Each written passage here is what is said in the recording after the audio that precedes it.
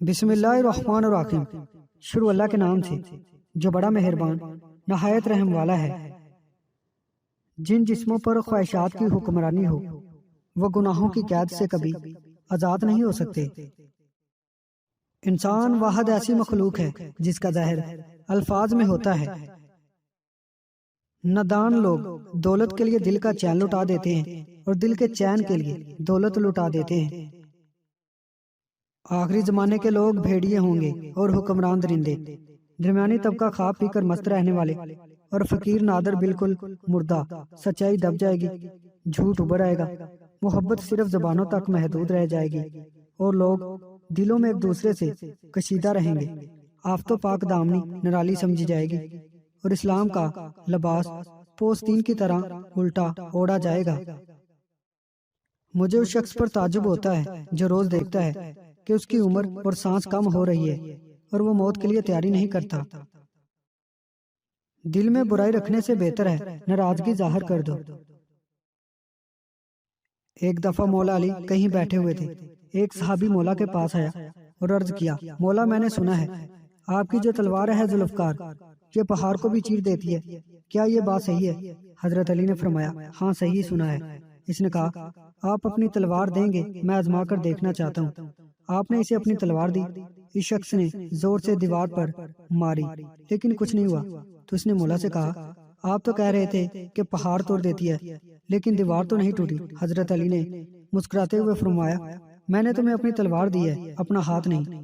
ذوالفقار تبھی ذوالفقار ہے جب علی کے ہاتھ میں ہے، ورنہ یہ صرف لوہے کا ایک ٹکڑا ہے اور کچھ نہیں۔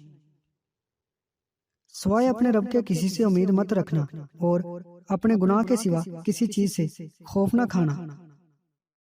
حضرت علی سے کسی نے پوچھا کہ آپ کی تلوار تو بہت تیز ہے مگر آپ کی سواری سست ہے، کیا ہی اچھا ہو اگر آپ سواری بھی تیز رکھ لیں۔ حضرت علی نے فرمایا، تیز سواری کی ضرورت دو قسم کے لوگوں کو ہوتی ہے، ایک وہ جو میدان سے ڈر کے فرار ہونا چاہتا ہے، دوسرے وہ جو بھاگتے ہوئے کا پیچھا مال غنیمت کے لیے کرتے ہیں، اور میں دونوں کام ہی نہیں کرتا۔ جب تمہارے پاس رزق تمہاری ضروریات سے زیادہ ہو تو فوراً سمجھ جانا کہ یہ کسی کا حق ہے جو تمہارے پاس اس کی امانت ہے۔ جس درخت کی لکڑی نرم ہوگی اس کی شاخیں زیادہ ہوں گی، بس نرم طبیعت اور نرم گفتار بن جاؤ تاکہ تمہارے چاہنے والے زیادہ ہوں۔ دنیا دھوکے باز، نقصان دینے والی اور جلد فنا ہو جانے والی ہے، اس لیے خدا نے دنیا کو نہ تو ثواب دینے کے لیے پسند فرمایا اور نہ عذاب دینے کے لیے۔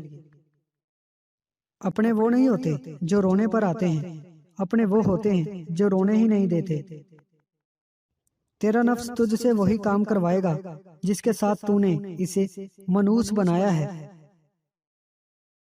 کبھی تم دوسروں کے لیے دل سے دعا مانگ کر دیکھو، تمہیں اپنے لیے دعا مانگنے کی ضرورت نہیں پڑے گی۔